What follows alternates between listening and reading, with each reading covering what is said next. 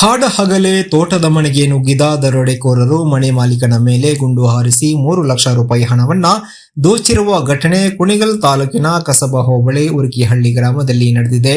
ಉರುಕಿಹಳ್ಳಿ ಗ್ರಾಮದ 56 ವರ್ಷ ವಯಸ್ಸಿನ ಗಂಗಯ್ಯ ಗುಂಡು ತಗುಲಿ ಗಂಭೀರವಾಗಿ ಗಾಯಗೊಂಡವರು. ಗಂಗಯ್ಯ ಮತ್ತು ಅವರ ಕುಟುಂಬ ಕುಣಿಗಲ್ ತಾಲೂಕಿನ ರಾಷ್ಟ್ರೀಯ ಹೆದ್ದಾರಿ 75ಕ್ಕೆ ಹೊಂದಿಕೊಂಡಂತೆ ಇರುವ ಉರುಕಿಹಳ್ಳಿ ಗ್ರಾಮದ ತೋಟದ ಮನೆಯಲ್ಲಿ ವಾಸಿಸ್ತಾ ಇದ್ರು.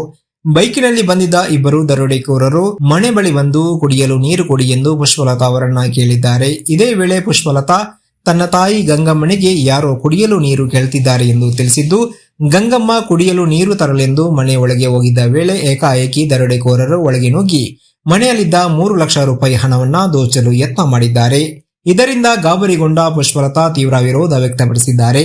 ಇದೇ ಸಂದರ್ಭದಲ್ಲಿ ಮನೆಯಲ್ಲೇ ಮಲಗಿದ್ದ ತಂದೆ ಗಂಗಯ್ಯ ಎಚ್ಚರಗೊಂಡು ನೋಡಿದಾಗ ದರೋಡೆಕೋರರು ಹಣವನ್ನ ದೋಚಿಕೊಂಡು ಪರಾರಿಯಾಗಲು ಯತ್ನಿಸಿದ್ದಾರೆ. ಮನೆಯವರು ಪ್ರತಿಭಟನೆ ನಡೆಸಿದಾಗ ಓರ್ವ ಗಂಗಯ್ಯನ ಮೇಲೆ ಗುಂಡು ಹಾರಿಸಿದ್ದಾನೆ. ಆ ಗುಂಡು ಗಂಗಯ್ಯನಿಗೆ ತಗಲುವ ಬದಲಾಗಿ ಗೋಡೆಗೆ ತಗಲಿದೆ. ಬಳಿಕ ದರೋಡೆಕೋರರು ಮನೆಯಿಂದ ಪರಾರಿಯಾಗಲು ಯತ್ನ ಮಾಡಿದಾಗ ಮತ್ತೆ ಗಂಗಯ್ಯ ಅವರನ್ನ ಹಿಂಬಾಲಿಸಿದ್ದು, ಇದೇ ವೇಳೆ 2ನೇ ಬಾರಿ ಗಂಗಯ್ಯನ ಮೇಲೆ ಗುಂಡು ಹಾರಿಸಿದ್ದಾರೆ. ಆ ಗುಂಡು ಗಂಗಯ್ಯನ ಕಾಲಿಗೆ ತಗುಲಿ ಗಾಯವಾಗಿದೆ. ಬಳಿಕ ದರೋಡೆಕೋರರು ಬೈಕಿನಲ್ಲಿ ಪರಾರಿಯಾಗಿದ್ದಾರೆ. ವಿಷಯ ತಿಳಿದು ಸ್ಥಳಕ್ಕೆ ಧಾವಿಸಿದ ಕೇಂದ್ರ ವಲಯ ಐಜಿಪಿ ರವಿಕಾಂತೇಗೌಡ, ಜಿಲ್ಲಾ ಎಸ್ಪಿ ಅಶೋಕ್, ಡಿವೈಎಸ್ಪಿ ಓಂಪ್ರಕಾಶ್ ಪರಿಶೀಲನೆ ನಡೆಸಿದ್ದಾರೆ. ಈ ಸಂಬಂಧ ಕುಣಿಗಲ್ ಪೊಲೀಸ್ ಠಾಣೆಯಲ್ಲಿ ಪ್ರಕರಣ ದಾಖಲಾಗಿದೆ.